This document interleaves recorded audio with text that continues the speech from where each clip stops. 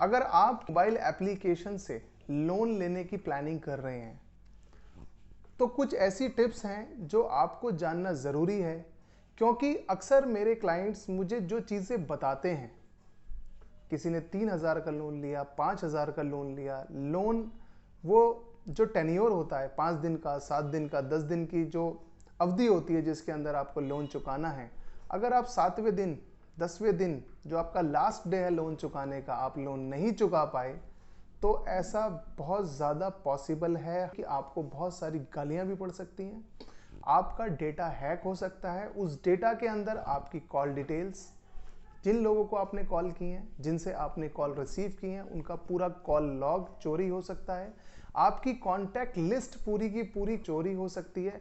इसके अलावा आपकी गैलरी के अंदर जो भी फोटोग्राफ्स हैं, आपकी फैमिली फोटोग्राफ्स हैं और बहुत सारी ऐसी पिक्स जो आप किसी और के साथ शेयर नहीं करना चाहते हैं, वो भी उसमें से चोरी की जा सकती हैं। उनको साइबर लॉज को वायलेट करते हुए ये लोग डेटा आपका हैक कर सकते हैं।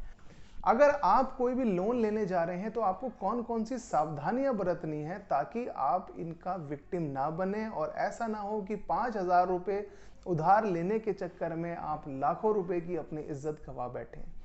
फ्रेंड्स, सबसे पहली टिप्स जो आपको ध्यान रखनी है, या सबसे पहला पॉइंट जो आपको ध्यान रखना है लोन लेने से पहले, वो ये कि जो भी मोबाइल एप्लीकेशन आपने प्ले स्टोर से या किसी भी स्टोर से डाउनलोड की है, आप उसके नाम को गूगल पर सर्च करिए और गूगल पर सर्च करने के बाद आप सबसे पहले चेक करिए कि उसकी कोई वेबसाइट भी है या नहीं है। बहुत सारी ऐसी प्ले स्टोर पर मोबाइल एप्लीकेशंस हैं जो उस पर तो मोबाइल एप्लीकेशन है वो, लेकिन उनकी कोई वेबसाइट नहीं है, उन वेबसाइट्स पर कोई भी फिजिकल एड्रेस नहीं है। अगर आपको कल को कोई केस करना है उस मोबाइल एप्लीकेशन के ऊपर, तो आपको ये पता लगेगा कि कोई इसका एड्रेस ही नहीं था।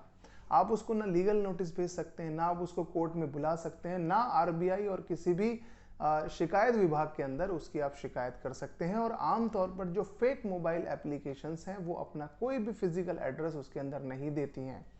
फ्रेंड्स, अगर आपने इतना वेरीफाई कर लिया है तो साथ के साथ आपको एक और चीज़ वेरीफाई करनी है कि उस वेबसाइट की स्टार्टिंग HTTP उसके बाद स्लैश और डॉट्स से होती है या नहीं होती। आप स्क्रीन पर देख सकते हैं कि वो वेबसाइट्स जो इस अल्फ़ाबेट से शुरू होती हैं, इन अल्फ़ाबेट्स से शुरू होती हैं, वो जनरली बहुत सिक्योर्ड वेबसाइट्स होती हैं। वो आपके डेटा के साथ छेड़छाड़ नहीं करती और वो कॉपीराइट्स और साइबर लॉज का वायलेशन नहीं करती हैं। अगर ऐसी कोई वेबसाइट है जो इन अल्फ़ाबेट से शुरू नहीं हो रही है, तो ये ध्यान रखिए कि ये एक ऐसी वेबसाइट हो सकती है जो लोन के नाम पर आपके मोबाइल का डेटा चुरा सकती हैं और हो सकता है आपको भविष्य में कोई बड़े नुकसान का सामना करना पड़े।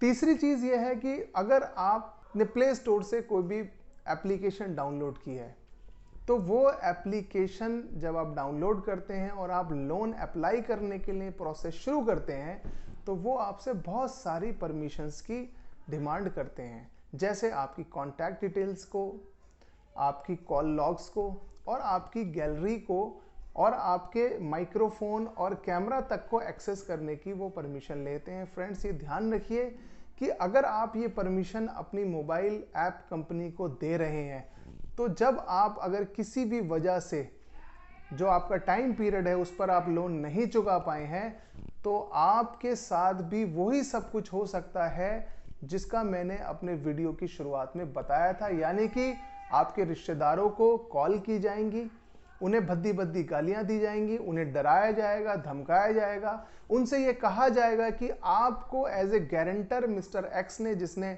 लोन लिया है, एज ए गारंटर आपको प्रोड्यूस किया गया है। अगर आपने हमारा लोन वापस नहीं दिलाया है तो हम आपके खिलाफ FIR कर देंगे।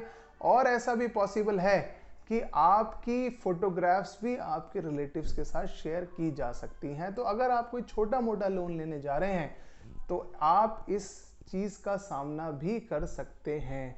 तो फ्रेंड्स, इससे भी आपको सावधान रहने की बहुत ज़्यादा ज़रूरत है। अक्सर बहुत सारे क्लाइंट्स ने मुझे बताया कि वो पहले ही अपनी सारी प्रोसेसिंग चार्जेस उसमें डिडक्ट करते हैं और आपको वो 10,000 का अमाउंट नहीं देते, बल्कि वो उसमें से 8,000 का अमाउंट आपको देंगे। लेकिन जब वो रिकवरी करेंगे वो तो 10,000 से ज़्यादा पैसे की वो आपसे रिकवरी करते हैं। और जबकि ये लोन बहुत छोटे से टाइम के लिए होता है, कभी कभी 3 दिन के लिए होता है, 5 दिन, 7 दिन, 15 दिन के लिए होता है। तो ये जो हिडन चार्जेस हैं, आमतौर पर कोई भी जेन्युइन लोन एप्लीकेशन ऐसा नहीं करती है। जितने पैसे का लोन आप अप्लाई करते हैं उतना ही लोन वो आपके अकाउंट में ट्रांसफर करेगी। फ्रेंड्स, अगर आपके साथ कोई भी ऐसी वारदात हो गई है कि आप लोन नहीं चुका पा रहे और रिकवरी एजेंट आपको अलग अलग तरीके से हरास कर रहे हैं, ब्लैकमेल कर रहे हैं, आपके डेटा को शेयर कर रहे हैं, उसके ऊपर मैं ऑलरेडी वीडियो बना चुका हूं जिसका लिंक डिस्क्रिप्शन बॉक्स में दिया गया है कि कैसे इन लोगों के खिलाफ आप पुलिस में और साइबर सेल के अंदर कंप्लेंट कर सकते हैं। तो फ्रेंड्स, ये कुछ ऐसी टिप्स हैं जो मैंने आपके साथ शेयर की हैं। आप भी किसी ऐसी परेशानी में फंस चुके हैं तो आप मुझसे सवाल पूछ सकते हैं, मुझसे कांटेक्ट कर सकते हैं। और तो फ्रेंड्स, लास्ट में मैं आपको ये बता दूं कि अगर किसी भी मोबाइल एप्लीकेशन से आप लोन ले रहे हैं और उसकी वेबसाइट नहीं है, आपको लोन नहीं लेना है। अगर किसी भी वेबसाइट को आप चेक कर रहे हैं और उस पर फिजिकल एड्रेस नहीं है, चाहे मोबाइल एप्लीकेशन पर या वेबसाइट पर, तब भी आपको लोन नहीं लेना है। अगर उस वेबसाइट की स्टार्टिंग HTTP से नहीं हो रही है तो ये एक सिक्योर्ड वेबसाइट नहीं है, हो सकता है ये एक फेक लोन कंपनी हो, उससे भी आपको लोन नहीं लेना है।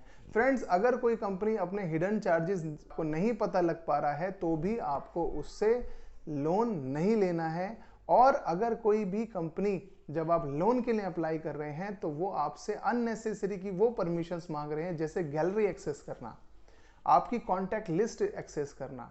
फ्रेंड्स, इनकी ज़रूरत किसी भी लैंडिंग इंस्टीट्यूशन को नहीं होती है। अगर वो आपसे इन परमिशंस को मांग रहे हैं तो आपको उससे लोन नहीं लेना है, क्योंकि ऐसी सिचुएशन में फिर आप एक बहुत बड़ी क्राइसिस में फंस जाएंगे। लास्ट में मेरी आपसे रिक्वेस्ट है, अगर आपको मेरी वीडियो अच्छी लगी हो तो प्लीज़ इसे लाइक करें, शेयर करें और मेरे चैनल को सब्सक्राइब करें। Thank you.